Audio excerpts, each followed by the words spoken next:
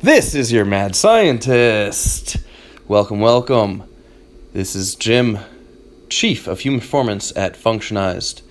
And we're going to be joined today by Beauty Brains Braun herself, Director of Cognitive Performance, Shantae. We'll have Dr. Mike and our newest team member, Dr. Dan Cardilecchio. And we're going to talk to you about red shiny ball syndrome. Yes, I made that up. It is attention deficit hyperactivity disorder. And yes, I have deemed it red shiny ball syndrome. So if you do not have ADHD, it's kind of like you are paying attention to something and a red shiny ball goes by and you have to take off after the red shiny ball, totally disregarding what you were actually doing in the first place. And you totally lose focus because you're focused on something else. Did you know, in 1798, Sir Alexander Crichton wrote a book titled An Inquiry into the Nature and Origin of Mental Derangement, which described a human state of mental restlessness. This has been around and understood for a long time, but is it really understood? Let's find out. Cue the intro.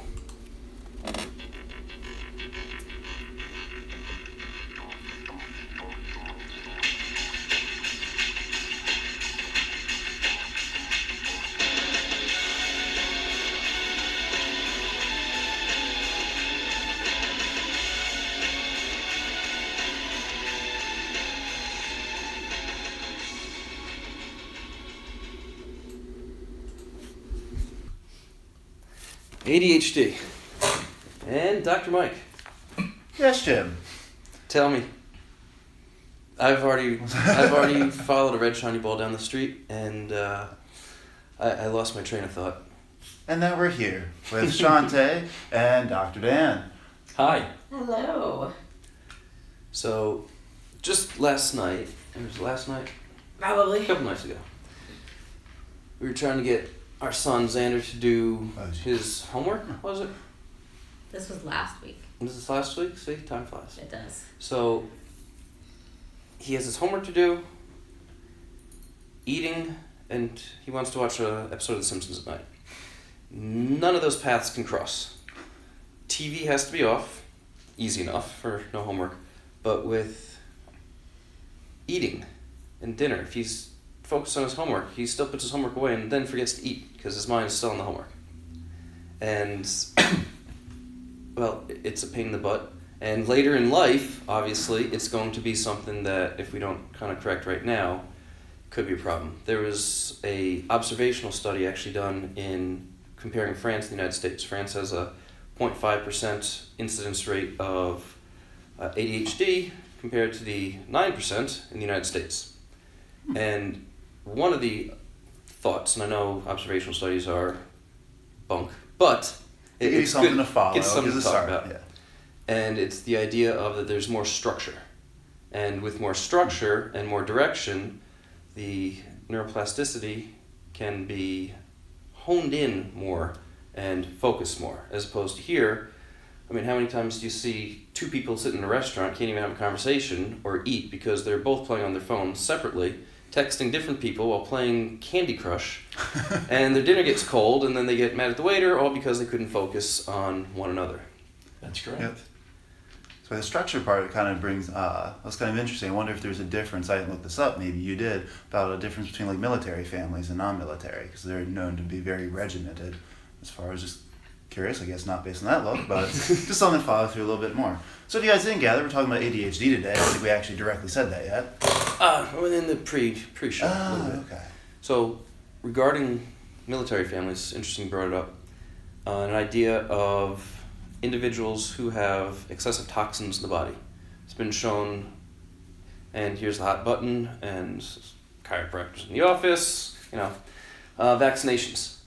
Vaccinations and the introduction of aluminum into the system has been shown to increase inflammation.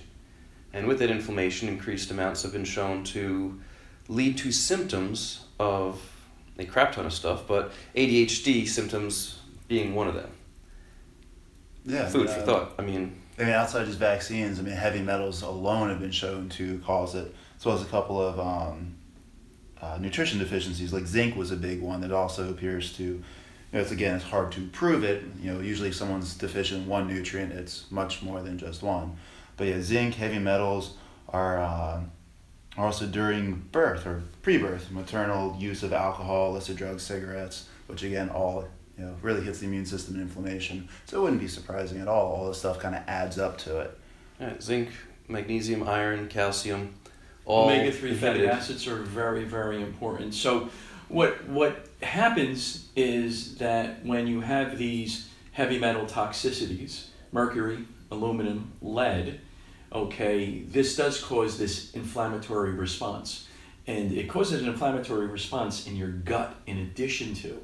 So now you have this gut-brain axis, and this comes apart, okay? And then it can manifest itself into symptoms of ADHD, all right? And this is something very difficult, okay, at times to diagnose. However, what we do in our office here, Jim, is we do food sensitivity testing.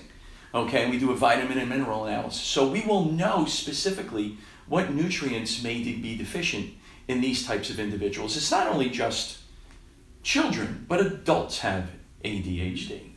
Okay, so it is zinc, it is magnesium, omega-3 fatty acids, in addition to its B vitamins that we're finding out that there's a deficiency in there.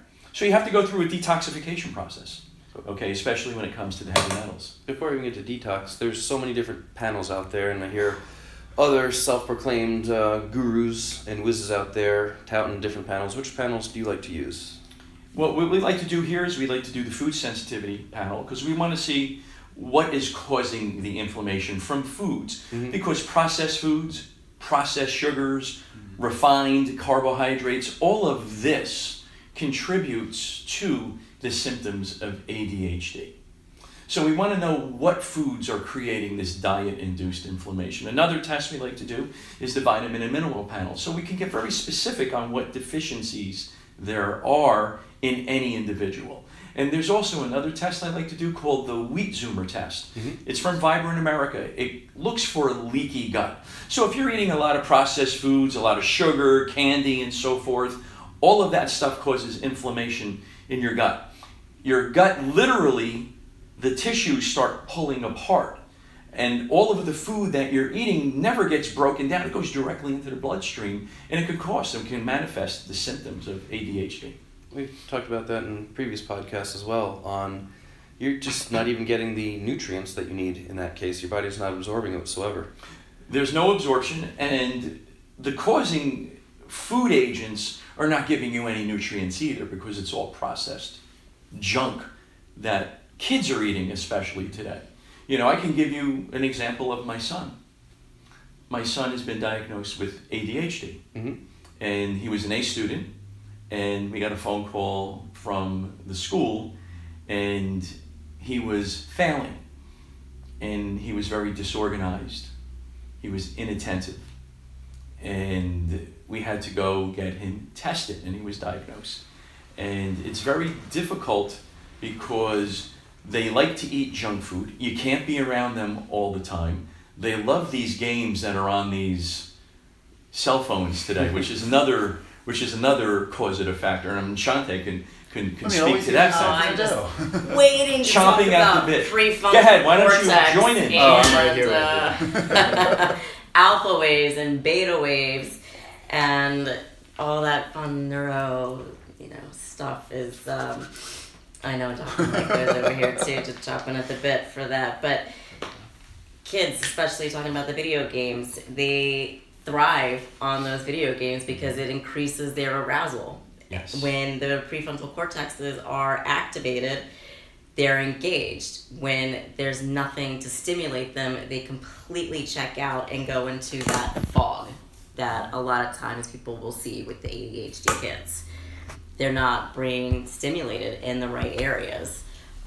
Doing a lot of research on neurofeedback and biofeedback helps to alter the brainwave patterns so that they can properly function and the alpha levels, the beta levels. You can uptake some and decrease others so that you have that proper functioning. It goes to the glucose in the brain. Your brain needs it. You stare at these video games, now your brain has depleted of glucose and you are a complete zombie. And kids are playing video games younger and younger. I mean, see how many kids under the age of like 4 and 5 now that carry cell phones around. I mean, granted, aging, but I didn't get my first cell phone until I was in late high school. Granted, they didn't really have cell phones too much until late high school, but yeah, I mean, when their kids are starting to play the most games, as Shantae said, they're just now starting to develop their brains. So they're already getting these, we'll call it the negative reinforcement neurologically to pretty much make you predisposed. I mean, how many times have we had Xander? We sent him to school with what we consider to be a healthy, low glycemic, non-inflammatory lunch with snacks. You will not find bread in the house, and I do not make sandwiches, folks. But somehow he comes home with a bag of Cheetos. Like, dude, where'd you get this from? Come on. We did not send it with you. That happens all the time because my son does the same thing. So when they're at school, they're going to trade. Yep. So this one has this and this one has that. They like what I have. I want that. Or they're going to go up to the cafeteria and they're going to get something. So we don't put any more money on the cafeteria for the school because he would go and he would have cookies, chocolate chip cookies all the time. I'm sure he would. So sugar goes up, he's jamming, and then it crashes at some point in time. Quickly. So what we're saying here is that ADHD is a neurodevelopmental issue. Very much so. And it's a biochemical issue. Mm-hmm. So those are two areas that we cover here in the office. Of course. From a functional medicine standpoint, from a functional neurology standpoint, and from a neurocognitive standpoint. Correct. 100%. Now, a lot of treatments that are used are stimulant treatments. Adderall, Ritalin. I mean, how many of us have allegedly gotten through school using high amounts of caffeine and Adderall? Allegedly. It's actually been shown, though, in long-term studies that individuals that are on those stimulants as children are no better with having placebo than the actual stimulant as adults. So it may make you feel a little bit better, but it's definitely not getting you where you need to be. Unfortunately, that's kind of the standard of most, medical care over on, on Western medical care. Is it's mostly, Band-Aids covering things up, not necessarily fixing symptoms. Unfortunately, it's most medicine. Pain medicine's the most obvious one. Oh, it feels better. The problem's gone, right? Until the medicine wears off. Right. And that's exactly what happens. Right. You take the Ritalin, you take the Adderall, and you're good for a while, and then you don't take it anymore, and you're back to square one. There's so many studies out now proving that the addition of neurofeedback in conjunction with medication at first has longer lasting sustainability once you remove the medications. So using neurofeedback, 30 sessions, 40 sessions, depending on the severity of it, you can have positive long-term effects without the medication to alleviate the symptoms of ADHD. That's going to be that little hang-up, I know, for a lot of listeners. It takes time. It's a training. It is not a treatment. Right. How many Olympic gold medalists, sprinters, for instance, go out to the finals in the Olympics, can get on the track, and win? How many decades of training does it take to get to that point? A lifetime. Exactly. Takes a lifetime. And as I've said so many times, we are we are the end result of our lifestyle and what we do. Day after day, that mundane, if you don't floss, you might get cavities. If you floss every day, you may not get cavities. It's something that takes a long time. You want to get into shape. It's the same thing every single day. You want to get smarter. You got to keep on reading every single day, going over the same topic to become an expert in that. So when you come to biofeedback, it'd be great if you have one session, but you're not going to get good at it definitely overnight. It takes time to reprogram the Right, learning brainwaves to and take control synapses. over your We'll have to physiology. Exactly. Sure, that neuroplasticity, I mean, if you've had a lifetime or decades of doing, if you have bad habits, that has brought you to this point. It's going to take time to get you from point A to point B, where point B would be being better. Right. Okay, so neuroplasticity takes time. It's just 'Cause we like, have- just like developing anything. You want to try to bench press 300 pounds. You're not going to do it after your first day and going in lifting the first day in the gym. Got to do it more than once. Once or twice. That's exactly it. At the very least. That's at least twice. We kind of hit the nutritional component and everything, but another big thing that they've been showing a lot to that could predispose people to ADHD, which comes in a lot we talk about here at Functionize, is head trauma. Especially younger and younger ages, people are bonking their heads and you're getting concussions. I'm already up to 5. I think I haven't had any, I guess it's been a year ago. But anyway, that's a little off topic. go Little figure. memory loss from But- concussions. While he The is first chasing one red was shiny bad. ball, and next What? time someone sees Dr. Mike, tap the glabella at the front of his head and watch him pass out for no reason whatsoever. Let's see what happens. Sounds like a lot of fun. We'll do a live camera feed on that one. But no, there's actually a huge study throughout the UK where they took, with children, they had over 62,000 children that were going into, we'll just say the hospital network, and they did a 5 to 8 year follow-up on them. They found that about 7% of them, so roughly 4,000 of them, had some sort of head trauma before they were 2 years old. So they followed them up 5 to 7 years later, and the kids that had head trauma were 2 to 4 times more likely to be diagnosed with ADHD by the time they hit 12. So, I mean, you can't guarantee or promise any correlations there, but that's pretty good stats if you're looking at 4 times more likely for Damage, kids having. inflammation. That's really what it comes down to. Is, I mean, concussion is just, well, other than getting bonked on the head, is an inflammatory injury. Just like when you twist an ankle, hurt your knee, it's still inflammation. Biggest problem with concussions is that we don't really see or feel it, so we don't know it's there for 1, 5, 10 years. I mean, who knows the symptoms I'll have in 10 years if I didn't keep on with my habits of trying not to get worse while I'm still getting punched and kicked in the head for fun. But no, I mean, It'd be people fun if really Functionize underestimate. just punch and kick each other in the head. That's what we do after hours. We could have a functionized death match then at that point, right? In the lab. Mortal Kombat fit style. Now, a lot of things, well, we don't know a lot of things, but one thing I know a lot of individuals don't truly grasp and understand is when there's trauma to the brain, your brain needs to recover. It's damaged. But your brain also requires glucose. But however, due to the damage, the brain's not able to uptake that glucose. The glucose then starts this oxidation process and goes down the rabbit hole even more. And a lot of individuals will stay on the high sugar processed food diet, therefore making it worse, creating more inflammation. It really comes just down to this inflammation. Again, the problem is that it's not something you can feel. It's not like a swollen knee where you feel the pain. So we don't actually know it's the problem. You could have a concussion. It's like, oh, the person's now getting sleepy. They can't, they're having impulses. They're having erratic behavior. Oh, that must be ADHD then. When it could all be basis just from having a concussion 7 years ago. Mm-hmm. At this point, it's actually very likely. Again, based on the diet that we're used to. So I know a lot of individuals are going to try stuff on their own. Yes. Which, I mean, how many times do you see, oh, I'm getting the sniffles, I'm going to take a lot of vitamin C. Because Dr. Google said so. Right. Even though, vitamin A will help more with immunity, apple a day keeps you guys away. So, there's an apple in the fridge, so if anyone's bugging me, I'm going to get an apple. But yeah, a lot of individuals, you go to the vitamin shop, just a vitamin shop, not targeting the vitamin shop. General supplement store. Right. You walk out with handfuls and just this huge bag full of stuff, which you don't need almost all of it. Nor can your body usually absorb most of it. Right. You read the New York Times, and they're going to give you this new study that vitamin B6 is phenomenal for XYZ, Syndrome, whatever. yeah. So everyone's going to start overdosing on that. So what happens now is you have to look at the quality of the supplements that you're going to take.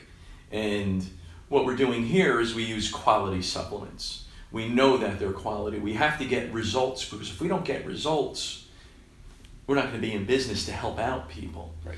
So you have to have quality. And in the Northeast, there was one state that did go into multiple popular stores, if you will. And what they found out, there was a lot of filler. Okay, so perhaps that particular supportive nutrient that you were taking didn't have as much as you thought. And so you're not getting the therapeutic benefit. So you want to come to a place like Functionized where you have to be, okay, a doctor or a healthcare provider in order to dispense some of these products that we have. Absolutely. And the part, Stephen, I like even more, we're testing. We know what to take. It's not just throwing darts at a dartboard blindfolded as you spin around 20 times and see what happens. It's specific. It's got to be specific because each individual patient is different. Okay, it's called nutrigenomics, and we have to look at them from a different standpoint. Everybody is different. So what's good for this one is not going to be good for another patient. So you have to do the testing. Without the lab testing, you're guessing. And you could be throwing your money down the tube, not knowing Same what thing exactly goes to take. for neurocognitive testing. You know, every brain is different. Everybody performs differently on different tests. You know, you can have a great processing speed, but comprehension is off the charts on the other direction. You know, doing the proper testing for that allows us to develop the right protocol, you know, through neurofeedback, biofeedback, heart rate variability training to gain the best control over your physiological responses so that your brain functions the best way possible. So we're going back here to biofeedback for a second, if you don't mind. Sure. I'm going to throw you on the spot. You love that, I know. I know. It is repetition. A professional athlete practices between games. It's operant conditioning. So, say you go with the understanding of a minimum 30 sessions, give or take, depending on where you're getting retesting, etc. What can somebody do between sessions? How do they practice? There are some great psychophysiological modalities that I am a huge fan of. Audiovisual entrainment is one of them. You put on a headset and some goggles and you take it with you and you go through pre-programmed sessions that stimulate the right brain frequencies to either increase or decrease theta, beta, you know, gamma waves, and get you to function the better way. Another one is that I recently found is the Bellamy, which uses pulse electromagnetic frequencies. So PEMF devices, which you can attach to your phone, and it's a headband that you wear that reprograms your brain, improves concentration, sleep, mood, all of these things that are associated, because typically when you have attention issues, it's comorbid with a lot of other things like anxiety and depression, because now you're frustrated all the time because you can't focus on one thing, so you just keep getting more and more worked up, and that's where the heart rate variability comes into play, because now you're able to recognize those stressors and you can learn the cues and how to better handle breathing, because one of the main reasons for anxiety is improper breathing patterns. So tracking all of that using my technology, we go through a specific protocol for each person, and the games are great for kids. Before anyone freaks out, you said using your phone with Bellamy, and I know some people are going to be listening, oh no, you're going to screw your mitochondria. You can turn it into airplane mode, you just download it. So airplane mode up, you're good. Yes. So through neurocognitive reprogramming, through proper nutrition, through Concussion symptom management. symptom management, and kind of being more regimented, I would say, following a routine. It sounds like the diagnosis of non-diagnosis diagnosed. Yeah, wrap your head around that a little bit. Hold on, say that again? Not happening. It sounds like it's a pretty good protocol, but in order to do that, there's a lot of specifics. There's a lot of testing in order to make sure it's right for you and done the right way to be most productive. Otherwise, I mean, if it was a nutritional not right. deficiency, I mean, obviously increasing your nutrition diet's always going to help, but if nutrition wasn't the problem of the ADHD symptoms, it's not going to help the ADHD symptoms that much. Or you might be doing the wrong nutrition. If it's you're from a concussion symptom, doing what blood testing might not help as much as doing like neurotransmitter or vagus nerve drills to try to upregulate the frontal lobe, which is where most of the personality and we'll say ADHD and other OCD, those kind of personality symptoms come from. I'll just boot it out of the room. Yes, okay. I'm still in. And to remain.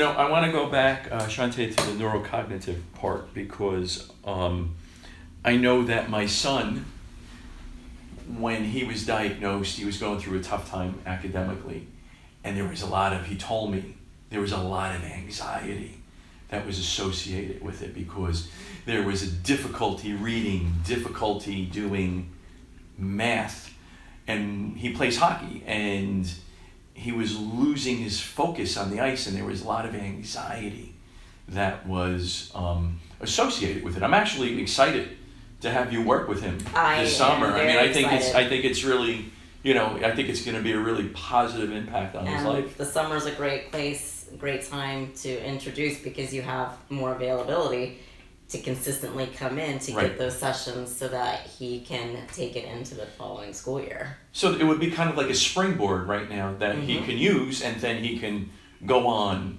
And in the fall, when he's in school, what would you say? Would he still come in once a week, or absolutely? Sure. Absolutely. So let's back up a little bit because we've hit a brick wall many times with baseline concussion testing. How are you going to know if you get a concussion? You want to be able to get yourself back to pre-concussive state, and the only way a physician, therapist, whoever you're working with can do that properly is to be able to have the baseline of where were you beforehand. Mm-hmm. Otherwise, how are we going to get you back there? All they can do if you don't have one done is compare you to the general population, which Again, that takes away the whole individuality. It's just a huge guess. Who knows where you're at? It's meaningless. It's meaningless at that point. Really, it's meaningless. Exactly. This lets you know if you feel better or not, but how you feel doesn't necessarily mean the problems. Right. Actually, probably means the problem's not gone yet at that point. And they're very inexpensive, but so extremely valuable. Not only do you get a full evaluation of, tell me about it a little bit if you would. What pops up? Tell me about the divided attention, processing speeds, anything and everything that you can think of is a valuable asset on any field of play. Hand-eye coordination, it can tell you, baseball players, especially hockey players, if you go in and do more in-depth analysis and you get a brain map done, you can really see all the lobes and know where damage has taken place in a concussion, and it's often more reliable than an MRI because certain things will not show up on an MRI that will show up on a brain scan.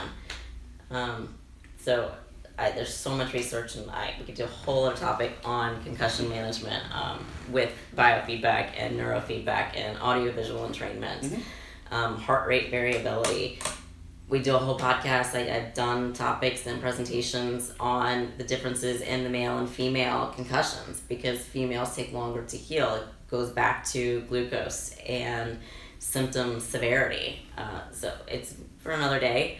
But the lot of things that I've noticed is, as much as we're understanding now, concussions can lead to a plethora of symptoms from ADHD and then some to get yourself, your child, everybody that baseline concussion test. And it seems like a brick wall. Nobody wants to do it. It's all over ESPN whenever football's around, which is all year round now. Every athlete's getting a concussion. It's in the limelight. I mean, major media is covering concussions, but nobody wants to get a baseline done. Everyone would rather go get their nails done and go about life. God forbid you do get a concussion, and the chance of getting a concussion are pretty darn good. Yeah, even when I had my first concussion back in high school, it was from wrestling. It was just a head-on collision. The other kid lost 4 teeth. I thought I made out of it fine until a couple days later.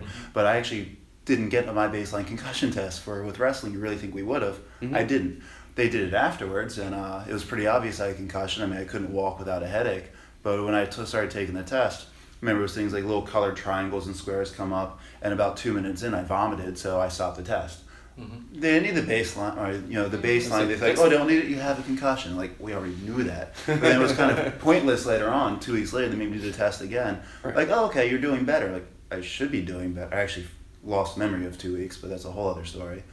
But we had no idea if, like you said, did I get back to where I was, or they just cleared me out. Oh, you're good enough to get back on the mat. That was I've heard that it. a lot.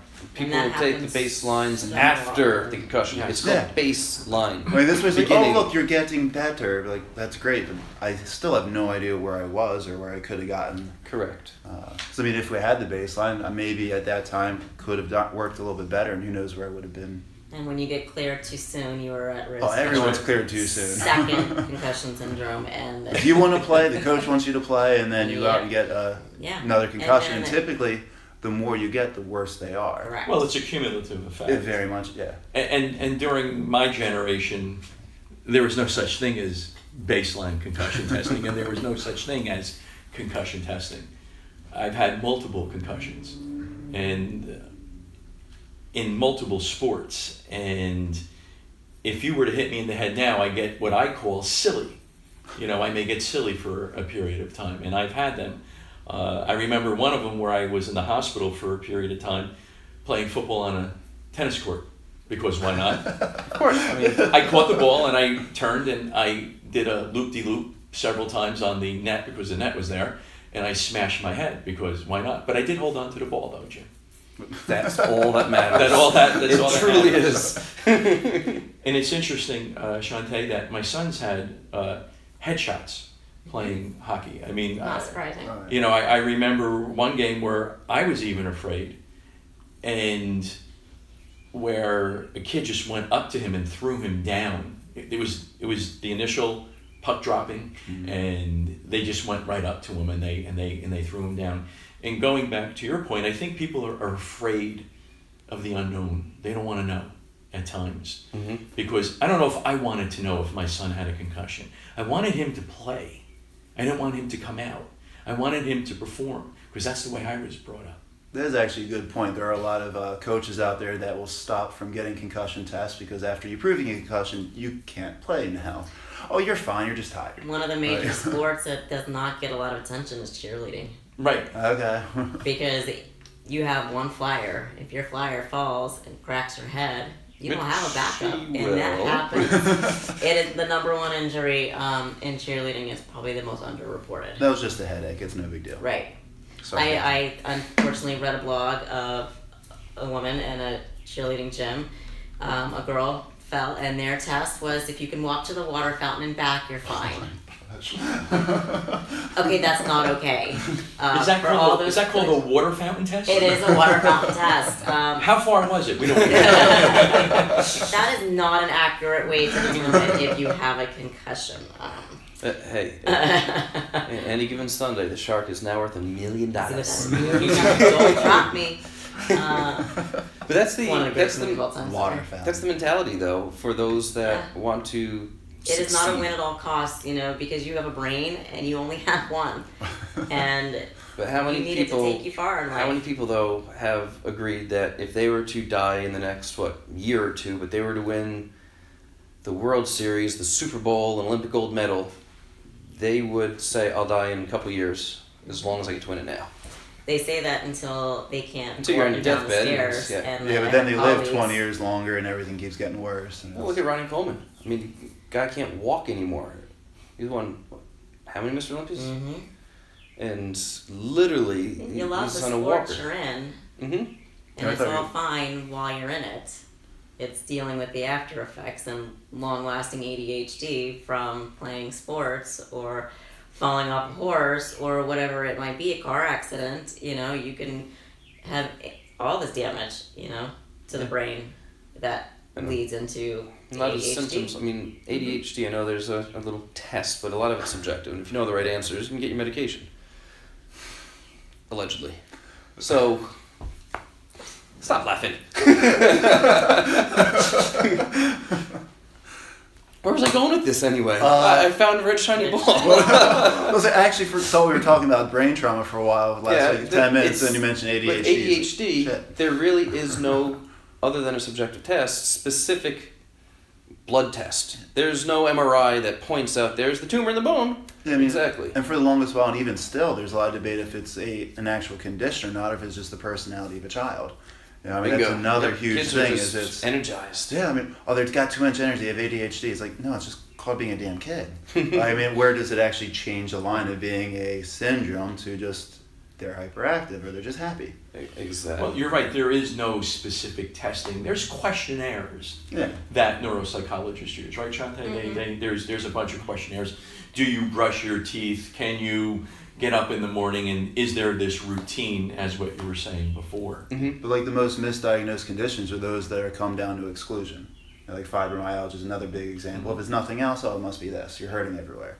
Oh, it's probably just you eat too much sugar and not drink enough water, but I mean, it must be fibromyalgia. Here's some meds for it. It's amazing how that cleared up, right? Right. No fibro, no autoimmune going on, this and that. Exercise, no more sugar, and hey, I don't hurt anymore. Exactly. With going with the symptoms though, even with MTBI, a lot of those symptoms have to do with same symptomology of ADHD, and then you're getting frustrated and Inattentive, distracted, exactly disorganized. And it all boils down to the functioning of your brain waves. So either with regulation or dysregulation. So I guess it comes down to be on point with your routine, get your testing in so you have the right nutrients, stop with all the pro-inflammatory crap that you know what it is. You hear me? You know what it is. If you this is listen your to one conscious. podcast. Right. If you listen to one podcast, this is an important podcast. Absolutely. And follow a good neuro program. Mm-hmm. I mean, it's certainly not going to hurt. If you're going to play these sports, get pre-concussion tests. It really is important. Because, I mean, like you said, you're going to know if you get a concussion, but you won't know if you got healed from it. Absolutely. You know what your symptoms of ADHD or any other issues might be. Exactly. So, in closing, does anybody have any final thoughts or words of wisdom? Just signal out. I think I volunteer to run have the said spot. what I want to say for today. So look for a specialist in biofeedback, neurofeedback. You know, don't take your brain for granted is all I have to say. And visit www.functionized, functionised.com, and you can book any one of these amazing specialists with your symptomology of ADHD. I think this is the first time all four of us have sat down for a show, isn't it? It is. Yes. We're gonna have to make this like a weekly show date, you know? Absolutely. I was just thinking how we got the show started over a year ago, and yeah. Yeah, it's changed. It's gone a long way. So it's also June 22nd at 11:30 at Beyond Organics. Yep. And 89 Howell Road in Freehold. come out and see us and say hello. Bring a friend or five. And while you're at it, take a screenshot of this podcast, post it to your Instagram or Facebook story, and tag us at Functionized, and we'll start to follow you back, and you'll have direct access to us.